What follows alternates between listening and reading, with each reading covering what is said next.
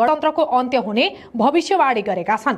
यस्तो ठोकुवा गर्नुको पछाडि भारतमा ज्ञानेन्द्र शाह फर्किने बारेको चर्चा बढेकालाई उनले आधार मानेका छन्। साथै नेपालमा राजा फिर्ता ल्याउनका लागि अहिले तान्त्रिक र साधकहरूले काम गरिरहेको पनि उनले बताएका छन्। उनले छिमेकी राष्ट्र भारतमा पनि नेपालमा हिन्दू राज्य र राजतन्त्र फर्कियो भनेर चर्चा भइरहेको बताएका छन्।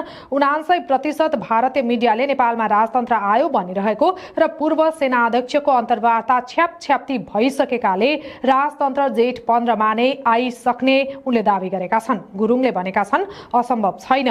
भारतमा अहिले पनि पूर्व राजा ज्ञानेन्द्र शाहको मुद्रा पूजा कोठामा राखेर यन्त्रको रूपमा पूजापाठ भइरहेको छ, त्यसैले राजतन्त्र फर्किन्छ।